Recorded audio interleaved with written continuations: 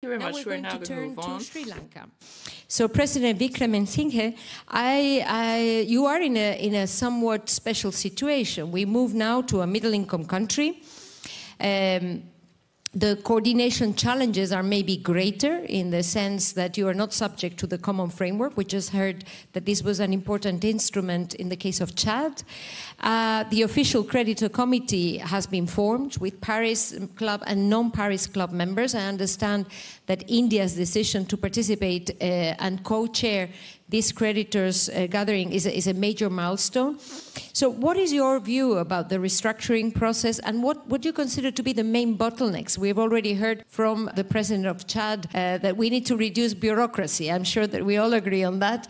Simplification is sometimes the most complex thing to achieve. But we're very interested to hear your experience in this regard.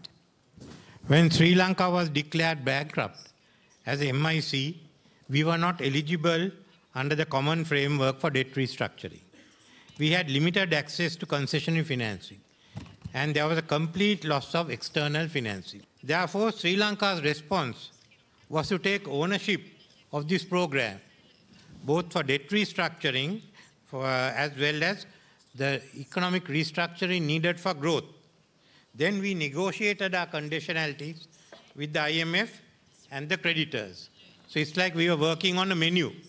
The argument of what are the items that should get on and what are the items that could be taken off. I think we had agreement actually to about 90% of the items. So we own it as much as the IMF is. Of course, we had two exceptional situations. One is that India came to our help, and that was nearly $4 billion available when no other source of funding was available. Secondly, through the World Bank and the ADB, we went through the process of reverse graduation. So the gain became entitled to concessionary funding. But from the time we declared ourselves bankrupt, it was a delay on bureaucracy on both sides. We delayed, and if we had funding by May, the upheavals of July could have been avoided. But anyway, we had the upheavals of July. We went in immediately as it settled down. By September, we had a staff level agreement, but it took us another 6 months for agreement to come before we got any monetary assistance. So we undertook significant economic reform that imposed pain on the population, but without any predictability. Now this is the problem we have. And I would say, given the increasing vulnerabilities facing middle-income nations, MIC's access to concessional financing must be viewed from a broader perspective, which should be automatic and timely under an agreed criteria, if you fulfill the criteria. Secondly, I'd agree, President of Chad, if I knew we could have done it much faster, I would have told Maldives to invade our country. At least you could have got the money much faster. But we followed it up. We did the debt. The staff level agreement came last September. By November, we had the climate prosperity plan, which we announced at COP27.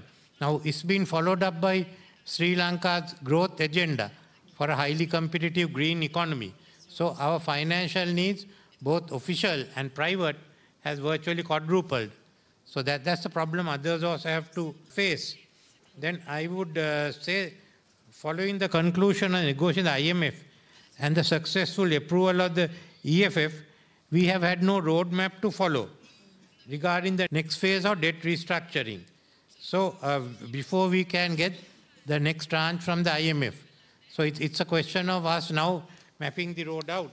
But I would like to certainly point out a few of the experiences.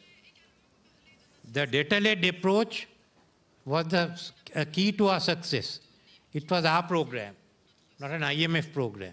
Secondly, we found sponsor for us among the official creditor community. That helps. Thirdly, you have to be very pragmatic when you are implementing this. I am not sure that a binding framework like the common framework would have rendered the process quicker or more efficient. The approach for a middle-income country would be to move.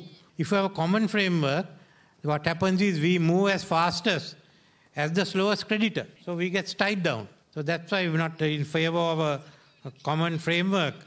We were able to create traction with the most committed creditors, raising the general quality and efficiency of the process. Because we are still frustrated by the lack of process.